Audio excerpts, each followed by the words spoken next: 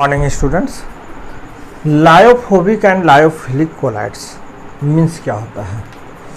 Lyophobic and lyophilic, तो इसमें क्या होता है कि जब भी कोई भी कोलाइडल सॉल्यूशन प्रिपेयर करते हैं तो इसमें दो फेज होते हैं, इनका डिस्पर्स्ड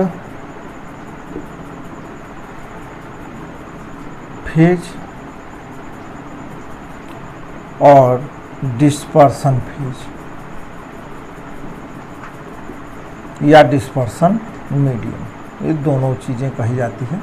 इसको इंटरनल और एक्सटर्नल भी इस फेज कहते हैं। तो होता क्या है, डिस्पर्स्ड फेज और डिस्पर्सन मीडियम, अगर इन दोनों के बीच हम लें तो कोई भी कोलाइडल सॉल्यूशन अगर डिस्पर्स्ड फेज डिस्पर्सन मीडियम में ईजिली सॉल्युबल होकर कोलाइडल सॉल्यूशन अगर प्रिपेयर करता है तो this is called lyophilic colloids. उसे हम कहते हैं लायोफिलिक कोलाइडल सॉल्यूशन, क्योंकि टू फिलिक, फिलिक मीन्स होता है टू लव, यानी कि डिस्पर्सन फेज और डिस्पर्सन मीडियम के बीच इंटरएक्शन होता है जिससे कि कोलाइडल सॉल्यूशन ईजिली प्रिपेयर हो जाते हैं। लायोफोबिक, फोबिक यानी फोबिया, फोबिया मीन्स होता है टू हेट, घृणा करना, यानी कि जब डिस्पर्स्ड फेज और डिस्पर्सन मीडियम के बीच इंटरएक्शन नहीं होता है, यानी इनके कोलाइडल सॉल्यूशन अगर ईजिली नहीं प्रिपेयर होते हैं तो this is the colloidal solution is called lyophobic colloidal solution. अब क्या होता है, अगर हम डिस्पर्सन मीडियम वाटर ले लेते हैं, क्या ले लें? वाटर।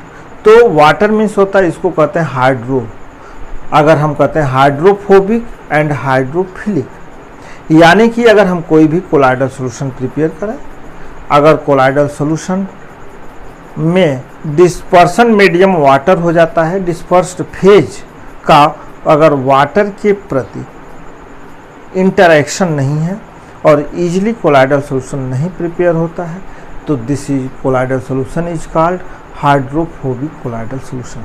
अगर इंटरएक्शन है और इजीली डिस्पर्स फेज का डिस्पर्सन मीडियम के प्रति और डिस्पर्सन मीडियम आपका वाटर है, अगर कोलाइडल सॉल्यूशन इजीली प्रिपेयर हो जाए तो this solution is called hydrophilic. तो इस प्रकार से hydrophobic and hydrophilic colloidal solution होते हैं। अब क्या होता है कि इनके कुछ प्रॉपर्टी, जैसे लायोफिलिक कोलाइड्स, तो इनका इंटरेक्शन डिस्पर्स फेज और डिस्पर्सन मीडियम के बीच नहीं है।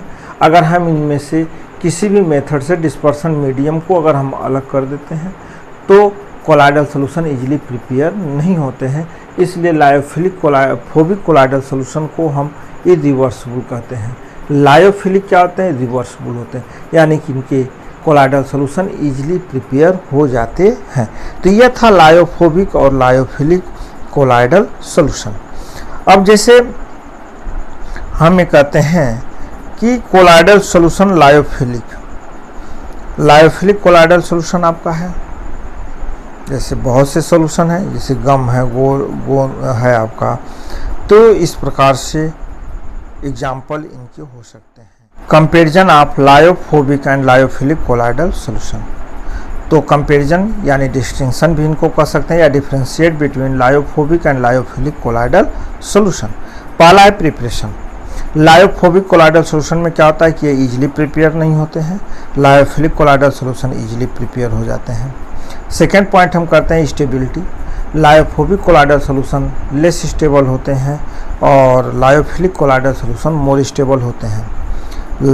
थर्ड पॉइंट है रिवर्सिबिलिटी, यानी कि लायोफोबिक कोलाइडल सॉल्यूशन इरिवर्सिबल होते हैं जबकि लायोफिलिक रिवर्सिबल होते हैं। विस्कोसिटी, विस्कोसिटी क्या होती है? लायोफोबिक में सॉल्वेंट यानी डिस्पर्सन मीडियम के कंपैरिजन नियरली सेम होती है और जबकि लायोफिलिक में हाई होती है।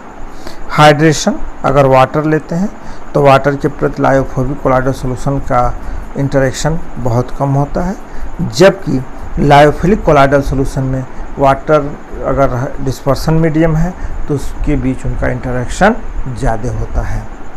इसके अलावा visibility, particles can be see under microscope, यानी लायोफिलिक कोलाइडल सॉल्यूशन के पार्टिकल्स को हम माइक्रोस्कोप के द्वारा देख सकते हैं, जबकि लायोफिलिक कोलाइडल सॉल्यूशन को हम पार्टिकल्स को हम माइक्रोस्कोप के द्वारा नहीं दे सकते।